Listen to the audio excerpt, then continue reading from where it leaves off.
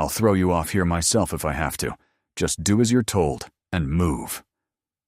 The words came down out of the wind before anyone thought to look, and by the time they landed, the sergeant's fist was already closed on the collar of her red jacket. He hauled, the way a man hauls a gate that has stuck, and the woman came off the bottom platform of the Rappel tower without a sound. She did not stumble. She did not throw a hand out for balance. She simply went where the grip took her, weightless, as though the direction had been her own idea a half-second before his hand arrived. Sergeant Trent Maddox did not notice that. Men who are performing rarely notice anything but the audience. The tower stood 34 feet of weathered timber and galvanized steel at the edge of the air assault complex, its ropes slapping and singing in a morning wind that came off the open ground in long, cold pushes.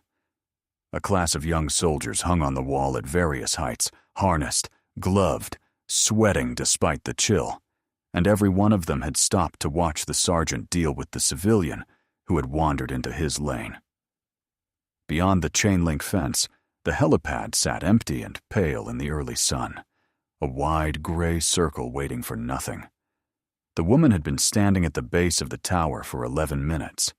She had a clipboard she never wrote on, and a laminated badge clipped to the hem of her jacket, and she had said almost nothing to anyone.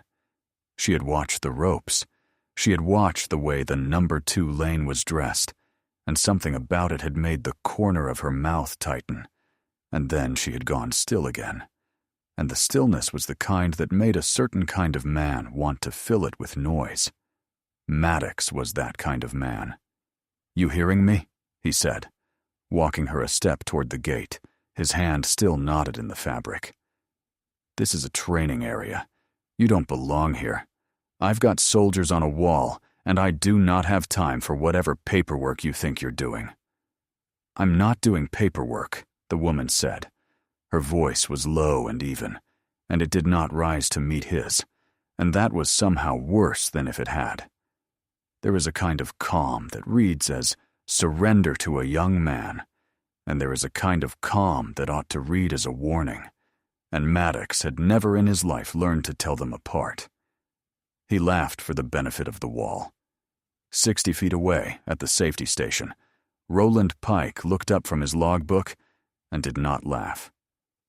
Pike was 60 years old, a retired chief warrant officer, 5 with a bad knee and 30 years of other people's worst nights behind his eyes, and he ran the tower's safety log the way some men tend a grave, quietly, thoroughly, out of respect for the ones who had not walked away. He had watched 1,000 recruits and 100 cadre come through this yard. He knew what fear looked like on a civilian who had gotten somewhere she should not be. This was not that. Fear moved. Fear looked for the exits, checked the faces of the crowd, hunted for someone who might help. The woman in red did none of it. She rode the sergeant's grip like water riding a stone. She was not afraid. She was patient, and there is nothing on this earth more unsettling to an old soldier than a patient person in a young soldier's hands. Pike found he had stood up without deciding to. On the wall, Specialist Devin Hollis grinned and dug his phone out of a cargo pocket. 22 years old and already fluent in the small cruelty of the camera, he thumbed it to record and swung it toward the sergeant and the woman in red. "Clipboard lady's getting walked," he narrated softly, delighted, and a couple of the others chuckled the way soldiers chuckle when someone else has volunteered to be the entertainment. One rung down, Private Jonah Petrie did not grin. He was 19, and new, and unsure of almost everything, but he was watching the woman's face, and he could find nothing there to laugh at. There was no panic in it. There was only a great and level calm, the calm of someone looking at a thing very far away, and it made the back of his neck prickle in a way he could not have explained if you had asked him. It was the way a room feels a half-second before the lights go out. He had grown up on stories like this without knowing it. His grandfather had been a door gunner. and the old man had a way of going quiet at certain moments that the family had learned not to interrupt. Petrie recognized that quiet now, on the face of a stranger in a red jacket, and it frightened him more than any shouting could have. The people who had earned that quiet, his grandfather used to say, were not the ones who talked about it. They were the ones you walked past in a diner and never noticed. And here was one, being walked to a fence by a boy his own age, and no one else in the yard could see it. The woman let herself be walked toward the gate, and her eyes never once left the rope she had come to inspect. Every young soldier on that wall had already decided she was a joke. Not one of them had looked at her hands. Pike had, and Pike was already moving. Maddox kept a running lecture going as he marched her across the packed dirt, the way a man talks to keep from hearing a doubt. "You people never read the signage," he said. "Restricted training area. That means restricted. You could get hurt out here, and then it's my name on the report, my rope, my lane. Your number 2 lane is rigged wrong," the woman said. He stopped talking. Not because he wanted to, but because the sentence was so specific and so calm that it slid in under his noise before he could shut the door on it. "What?" "Your number 2 lane." She tipped her chin at it without looking away from him. "You've got a right-hand brake dressed on a left-hand load. The friction wrap crosses over the descender instead of under it. First soldier who puts real weight on it, and panics, is going to lock it up and burn a hand to the bone, reaching for a brake that isn't where his body thinks it is." A pause. "Somebody's going to get hurt on that. It won't be the rope's fault. It'll be the fault of whoever signed the pre-op card without walking the lanes." For a moment there was only the wind and the ropes talking. It was correct. That was the thing that reached into Maddox's chest and turned something cold. It was not the kind of thing a lost civilian said. It was not even the kind of thing most of his cadre could have said out loud, cleanly, without checking a card. She had said it the way you say your own address. No hunt for the words, no hedging. The plain, flat certainty of a person describing something they have done 10,000 times with their own hands. He covered the flicker the only way he knew how, which was with volume. "Oh, we've got an expert," he called back to the wall, and the wall laughed on cue. "The clipboard lady's a rappel master now. You want to come dress it yourself, ma'am? You want to show my soldiers how it's done in, what, the Safety Contractor Academy?" "I want you to fix it before someone gets burned," she said. "That's all. You can hate me for it afterward." Pike reached the number 2 lane while the sergeant was still playing to his audience. The old warrant officer bent and looked and felt the cold settle into his own stomach because she was right, exactly right, down to the cross of the wrap. He had walked past it twice that morning and not caught it. 30 years around ropes and aircraft, and he had walked past it twice, and she had named it from 40 feet away, across a windy yard, without laying a single finger on the rope. He straightened slowly and looked at her hands where they hung loose at her sides. They were older now. There were scars across the knuckles that had gone silver with time, and a band of faded ink around the left wrist that had once been something, and was now only a ghost of blue, but they were steady. Not the stillness of a person holding themselves together, but the deep, structural steadiness of hands that had done one impossible thing so many times it had worn a groove in them. Pike had seen those hands before. He had seen them wrapped around a cyclic in a cockpit full of red light and warning tones, holding a dying aircraft in the sky by will alone, while men who were not going to die because of her climbed aboard through a door that should not have still been there. He had not been in that aircraft, but he had heard the story told in a dozen ready rooms across a dozen years, the way the great stories get told, and he had seen the grainy gun tape once, and he knew the hands. The hands were older now, but they were the same hands. He stood over a misrigged rope that a stranger had named without touching it, and he understood, with the slow horror of a man watching a truck roll toward a child, that Sergeant Trent Maddox was marching a legend to the fence and calling it crowd control. Pike's mouth went dry. He was doing arithmetic of his own now, a colder kind. He knew who was flying in this morning. He had seen the manifest for the change of command, had helped set out the chairs that were still stacked, unneeded, against the hangar wall, because the ceremony was not until the afternoon. He knew the new task force commander was inbound.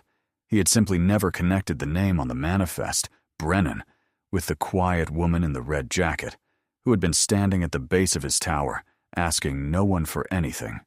Because who would? Who looks at the woman with the clipboard and thinks, legend? That was the whole trick of her, and Pike had fallen for it too, right up until she named a rope from 40 feet. And now the trick was about to come apart in the worst possible way, with a sergeant's fist in her collar and a full colonel 2 minutes out. The class came down off the wall. They came in a loose, laughing knot, unclipping and stripping gloves, drawn by the smell of a show, and the mockery that had been one man's now became a crowd's. Maddox grew 3 inches inside it. A crowd is oxygen to a certain kind of fire, and he breathed it in. "Everybody, this is our safety expert," he announced, sweeping an arm at the woman as if presenting a prize. "Grandma's safety. Real name classified. She's here to make sure none of you hurt yourselves on the rope she's clearly never touched." "Grandma's safety," Hollis repeated, filming, and half the class picked it up and ran, the nickname spreading through them the way cruelty always spreads through the young and the safe. Fast and with relief, because as long as it was landing on her, it was not landing on them. Someone else called out a joke about her clipboard. Someone laughed too loud at it. The woman stood in the middle of the ring and did not blink. Maddox pushed her again, a short shove by the collar, moving her the first real feet toward the gate. And as her jacket pulled at the throat, a small pin caught the light. Old, tarnished, nearly black, a shape you would have to know to recognize.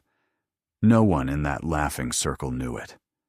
Pike, at the edge, did, and the sight of it on her collar took the last of the color out of his face, because you did not buy that pin, and you did not order it off a website. You were handed it once, by someone whose own hands were shaking, in a room the public would never see. She took the shove and gave it back nothing. That was the eeriest part, the part Petrie could not stop watching.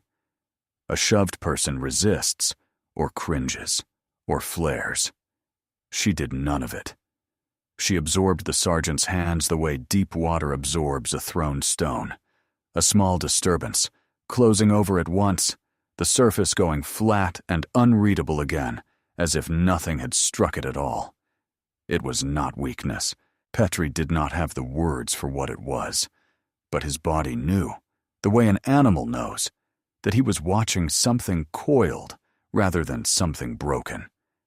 He took half a step forward before he lost his nerve, and the half step cost him more courage than anything he had done since basic. "Sergeant," he said, and his voice cracked, and he hated it. Maybe we just call somebody. Range control. Somebody. In case she's, actually supposed to be here." Maddox waved him off without turning around. "She's not. Get back on the wall, Petrie, before you volunteer yourself into my afternoon." Petrie did not get back on the wall. He stayed at the edge of the ring, miserable and rooted, and he kept watching her face, and some small, stubborn thing in him refused to laugh. He kept thinking about his grandfather going quiet at the kitchen table. He kept thinking that the whole point of everything he had signed up for, the whole reason he had raised his right hand in a strip mall recruiting office 8 months ago, was that somewhere down the line he might become a person worth respecting, and that if he stood here and laughed at a person who had already become one, then he had gotten the entire thing exactly backward on his first real morning. The thought made him feel sick and clear at the same time. He did not yet have the courage to do more than stand there. But he had the courage not to laugh, And on that particular morning, in that particular ring, it turned out to be the only courage in the yard that mattered. At the edge of the yard, Pike lifted a handheld radio to his mouth and turned half away from the crowd and spoke into it, low and fast. The wind took the words before they reached anyone. No one saw who he was calling. No one was watching Pike. They were all watching the woman in red be small. She was not small, but you had to look at her hands to know that, and no one did. If you have ever watched the young mistake silence for weakness, stay with this one. Subscribe to the Veteran Vault, and let this story finish the way it needs to. It stopped being a joke between one breath and the next. Maddox planted himself in front of her, close enough now that the performance had curdled into something meaner and demanded identification. Badge. Real one. Escort orders. Whatever contracting company sent you, whatever access you think that laminated thing gets you. He flicked the badge at her hem with one finger, contemptuous. Because from where I'm standing, you're an unauthorized civilian in a restricted training area, and that is a very bad day waiting to happen. For you, not me. I signed in at range control this morning, the woman said. I'm on the roster. Check it before you make this worse than it needs to be. I don't need to check a roster. You do, actually, she said, and still there was no heat in it, only a kind of patient certainty that scared Pike more than shouting would have. That's the whole point of a roster. It exists so that a man who is sure of himself has one place to look before he does something he can't take back. Maddox's jaw worked. He was not a stupid man, only a young one who had never in his life been made to consider that the person in front of him might be more than they appeared.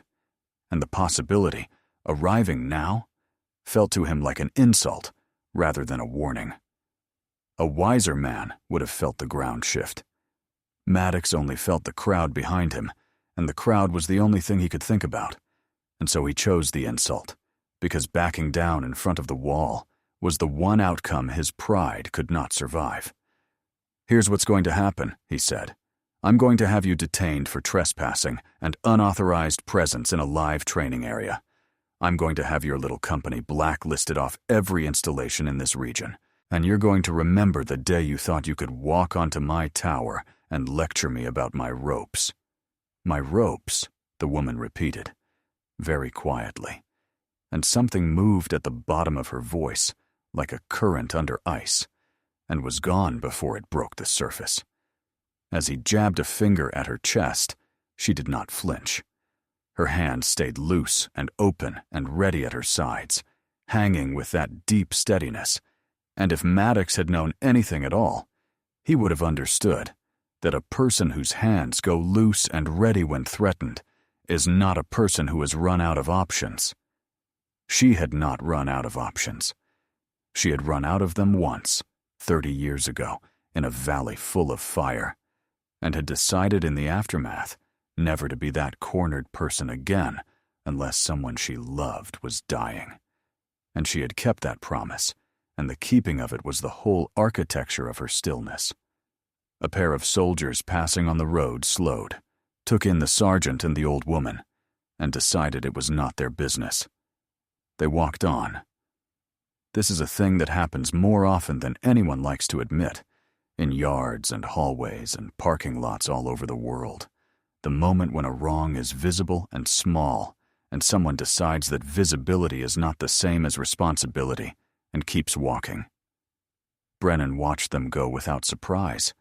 She had spent 30 years learning what people do and do not see, and she had made a kind of peace with it, because the same blindness that let a sergeant march her to a fence had once let her walk unnoticed through airports and bus stations and the long gray corridors of hospitals where the men she had carried out of that valley were learning to walk again. Invisibility was not an insult to her. It was a tool she had used more often than any weapon. And if the price of it was a morning like this one now and then, she had long ago decided the price was fair. What she would not forgive what she had never once forgiven in herself or anyone else, was a person in a position of trust who refused to check the one fact that would have told them the truth. Pike was no longer at the safety station. The station stood empty, the logbook open and riffling in the wind. And out on the far side of the fence, on the empty pad, a dust that had nothing to do with the weather had begun to lift and turn. Pike put himself between the sergeant and the gate. He did it the way old aircrew do everything, without drama and without hurry, simply arriving in the path and becoming immovable, and Maddox nearly walked the woman into him before he stopped. "Sergeant?" Pike's voice had gone flat and cold, all the warmth of the logbook gone out of it. "Take your hand off that collar. Right now. You have no idea who you are touching." Maddox laughed, but it came out thin. "Stand down, old man. Go log something. This doesn't concern you. It concerns me more than anything has concerned me in 10 years. Pike did not move. "I'm telling you, one time, as a courtesy I am not sure you have earned. Let go of her. Step back, and pray to God I am wrong about what I think is about to land on that pad." Something in the old man's certainty finally reached the sergeant, and for the first time, a real doubt crossed his face. He looked for a moment like a young man rather than a role, like someone's son who had gotten out over his skis and knew it. But doubt in a young man performing for a crowd curdles fast into stubbornness. He tightened his grip instead of loosening it, because loosening it would have been an admission, and he had built the last 10 minutes on the promise that he would never have to make one. The woman spoke then, past both of them, almost to herself. 3 words and a number, a tail configuration, a readiness phrase, the kind of thing that lives only in the mouths of people who have said it 1,000 times in the dark over a radio while the world came apart underneath them. It meant nothing to Maddox. It meant nothing to the class. It was not a threat, and it was not a boast. It was simply the language her mind fell into when it was measuring a situation, the way a musician hums without knowing it. It meant everything to Pike. His face confirmed it, went slack and then rigid, because she had said it exactly, in the exact cadence, and no one alive said it that way, who had not earned the right in a place where saying it wrong got people killed. "She said it the way you say a thing you have said 1,000 times in the dark," Pike would tell his wife that night, and his voice would shake telling it, and he would have to set down his coffee.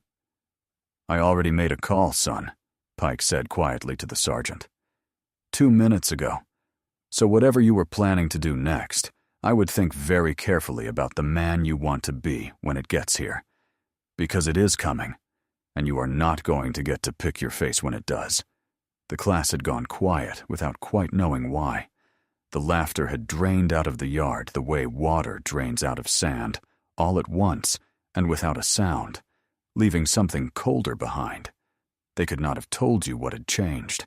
They only knew that the old warrant officer, whom they had all learned to think of as harmless, a fixture, a man who logged ropes and drank his coffee lukewarm, had become in the space of a minute the most dangerous-sounding person any of them had ever heard, and that he was afraid, not of the woman, but for the sergeant, and that a grown man's fear on another man's behalf is a thing young soldiers do not yet have the equipment to ignore.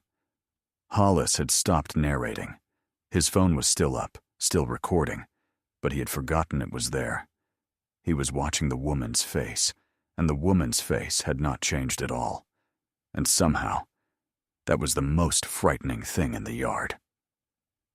Beyond the fence, on the pad, a rotor began to turn. What the boy in the pressed uniform did not know is what the next few minutes would teach him. A lesson some men spend a whole career avoiding, and some never learn at all. Subscribe so you do not miss it. 15 years earlier, and half a world away, the sky over a valley in Afghanistan was full of tracers, and a woman who was 26 years old flew into the one place everyone else was flying out of. Her call sign was Raven 6, On the ground below her, a team of 11 men was pinned in a dry riverbed, with the walls of the valley lighting up around them, out of ammunition, out of options, out of the kind of time that can be measured in anything but heartbeats. 2 aircraft had already turned back from the volume of fire, and no one had blamed them, because turning back from that valley was the correct and survivable decision, and everyone flying that night knew it. The tactical net had the particular calm that men's voices get when they have started, privately, to say goodbye. The flat, gentle tone that is somehow the most frightening sound in the world. Corinne Brennan lifted her Black Hawk off a ridge and put its nose down into the valley, into the fire, and did not turn back. She was 26 years old, and she flew into the one place everyone else was flying out of, and she did it because the alternative was to listen to 11 men die on a radio and live the rest of her life with the sound. She would tell you, if she ever told anyone anything, that it was not courage. Courage implies a choice, a weighing, a mastery of fear.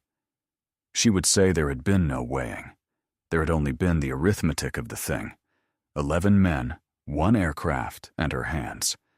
And the arithmetic did not permit turning back. The aircraft took rounds through the tail on the way down. Warning lights bloomed across the panel in a red garden, tones stacking in her headset, the airframe beginning the sick shudder of a thing that has been hurt in a place that matters. In the back, at the door, her crew chief called the damage the way you would read a weather report. "She'll fly, ma'am." Sergeant Ike Coyle, 24 years old, steady as a bench vise. "Little rough. She'll fly. You get 'em. I've got the door." She held the shuddering airframe over that riverbed for 1 minute and 40 seconds. She has counted it every day since, 1 minute and 40 seconds. 800 meters of open fire falling away below the wheels. The whole valley trying to kill the 11 men climbing up through Coyle's door, and Coyle standing in it the entire time, leaning out into the storm, returning fire, calling them aboard by name, refusing to let a single one of them freeze on the skids. She could not see them load.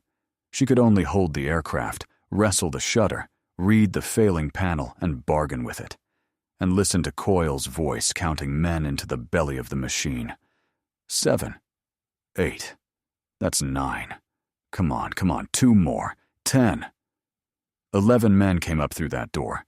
On the climb out, on the last hard pull over the ridgeline with all 11 aboard, Ike Coyle was hit. She brought everyone else home. She flew a crippled aircraft with a dead crew chief in the back 40 minutes to the nearest surgical light, hand flying every second of it, because the automation was gone, talking to the airframe the whole way like it was a horse, and she set it down so gently that the medics said afterward they had not felt the wheels touch. Then she sat in the cockpit with the rotor winding down and did not move for a long time, and no one made her. 11 souls walked off that aircraft. She has counted them every night since. 11 faces, 11 names, 11 men who have children now.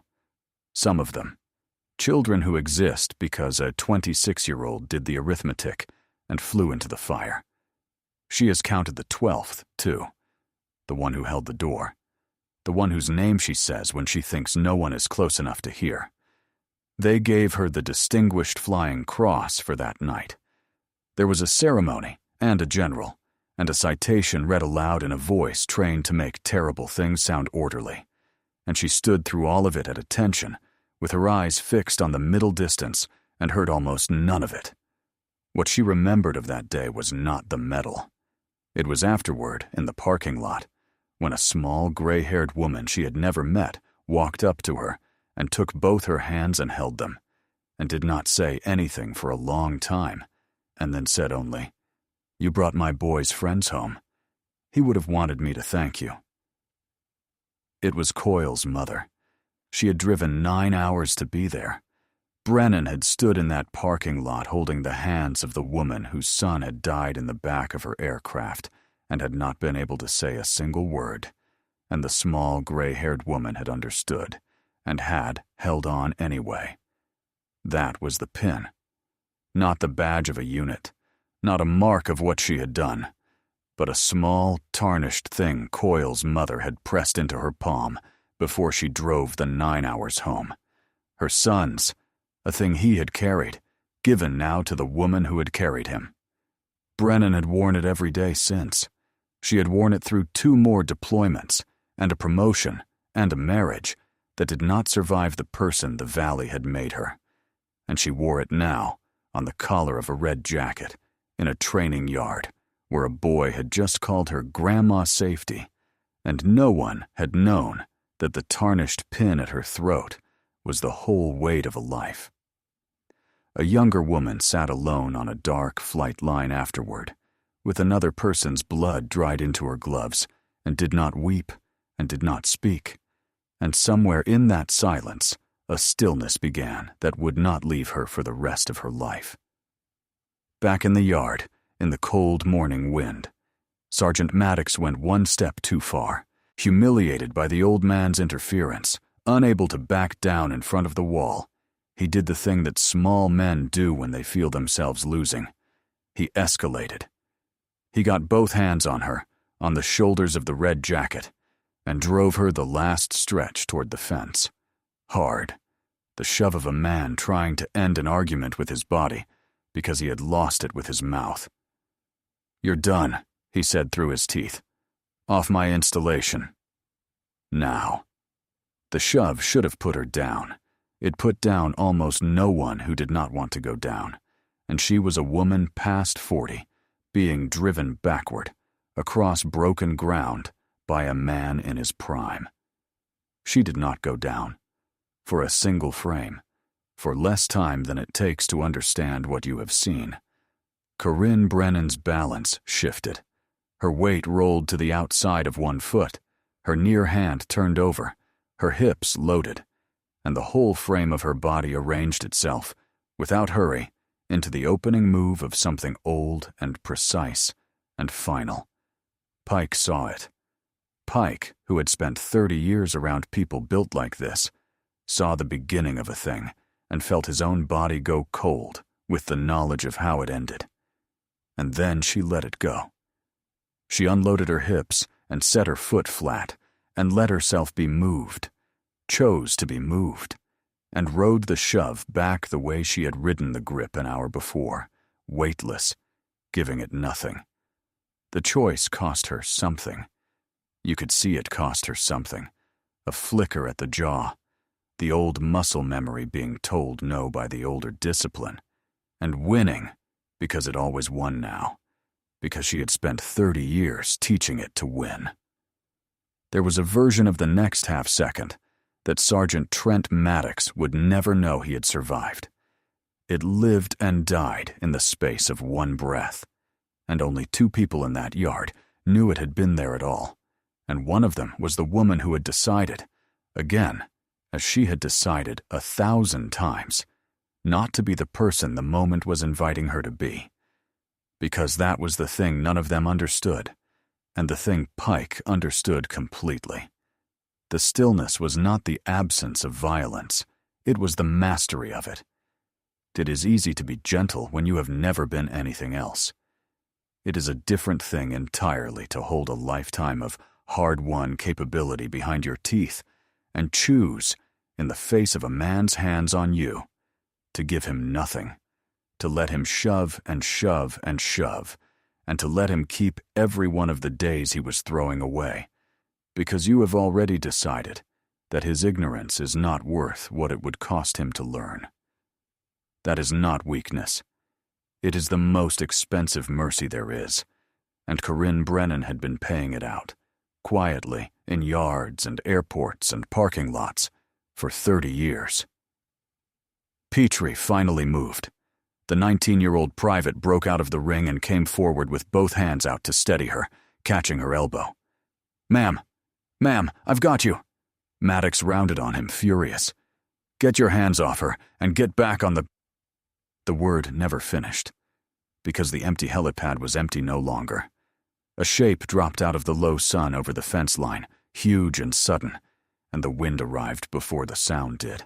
A flattening wall of rotor wash that snapped every loose thing in the yard sideways and drove grit into every open mouth. Maddox's fist was still knotted in a red collar as a shadow the size of a house slid across the tower and swallowed them all. The Black Hawk settled onto the pad in a storm of grit, and the storm knocked the whole class back on its heels.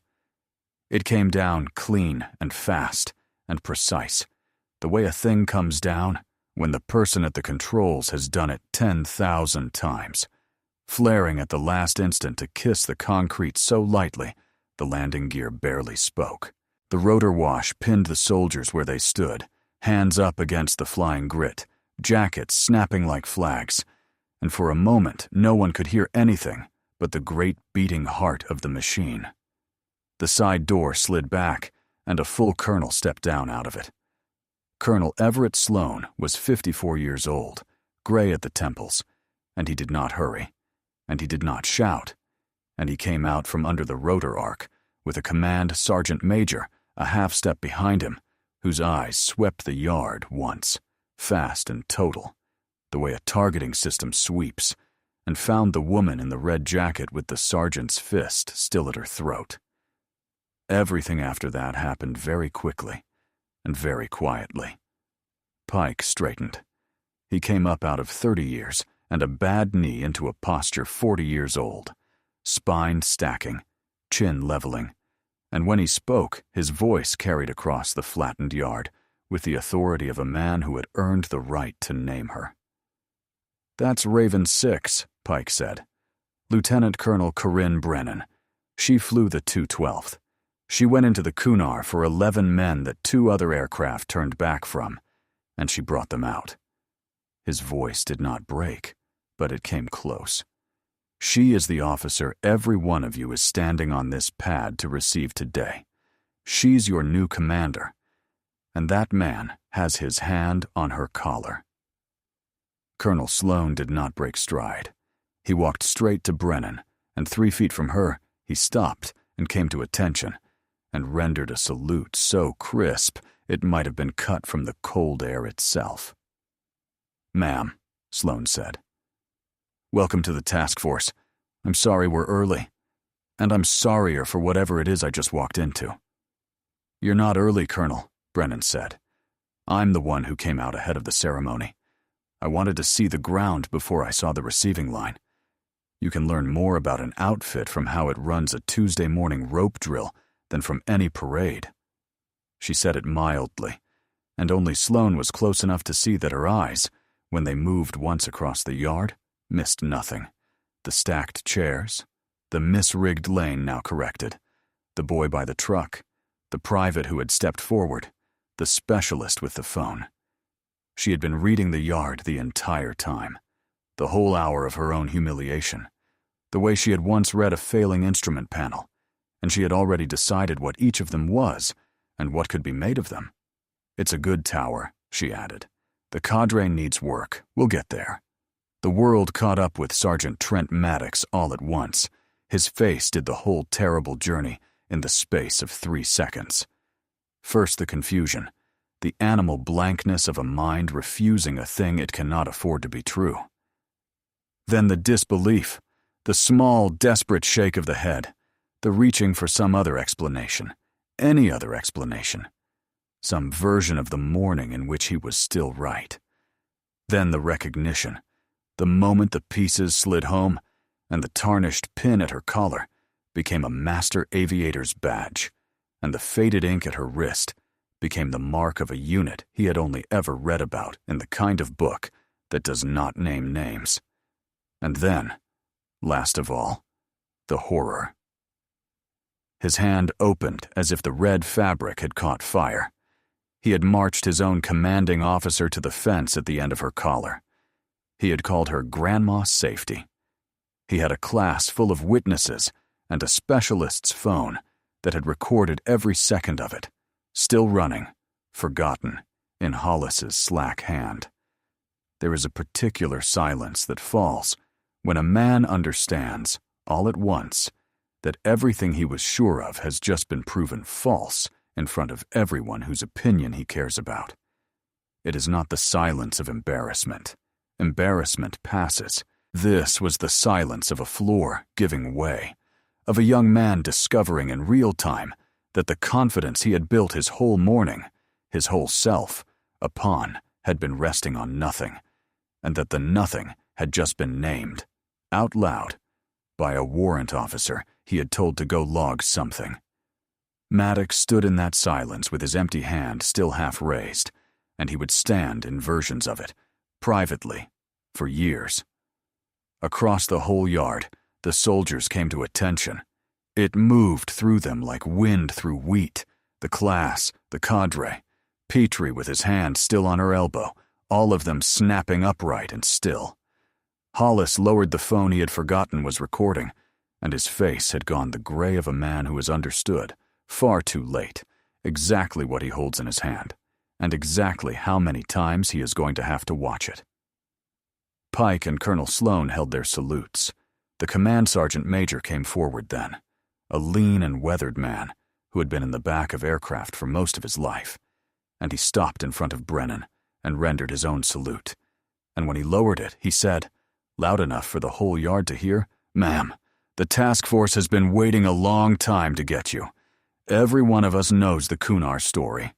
Some of us know it because we were on the net that night." He let his eyes travel once around the ring of frozen young soldiers, and there was no cruelty in it, only a terrible plainness. You are all standing at attention right now because a machine landed and a colonel saluted. That's the wrong reason. Fix it. Learn who walks past you. The next time the quiet one in the corner is somebody like her, you will want to have been the kind of soldier who noticed. And in a tower yard gone dead silent under the slowing rotor, a 26-year-old sergeant learned exactly how small a man can make himself in the time it takes a helicopter to land. First Sergeant Dwight Falk arrived at a dead run. 47 years old and built like a filing cabinet, he came across the yard having clearly been told something over a radio that had put the fear of God into him, and he took in the scene in one sweep. The colonel's salute, the woman in red, the pin, the sergeant standing frozen with his empty hand still half raised, and his face went through its own smaller version of Maddox's collapse. "Sergeant Maddox," Falk said, and his voice was terrible precisely because it was quiet. "You are relieved. Effective now. You will go stand by my truck, and you will not say one more word until I come get you, and then you and I are going to have a conversation that will take the rest of your natural life." He turned to Brennan and came to attention. "Ma'am, there is no excuse. There will be a full accounting. I promise you that, personally." "I know there will," Brennan said. She had not moved through any of it. She stood in the center of the flattened, saluting yard exactly as she had stood in the center of the laughing one, calm as still water. And now at last, she reached up and settled her own collar back into place, unhurried, and looked at the boy by the truck.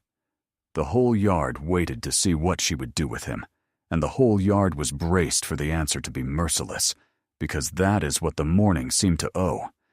Then she surprised all of them. "First Sergeant," she said, "ease off." Falk blinked. "Ma'am?" He was doing his job. Brennan's voice was level and carrying and entirely without cruelty. Badly. Loudly.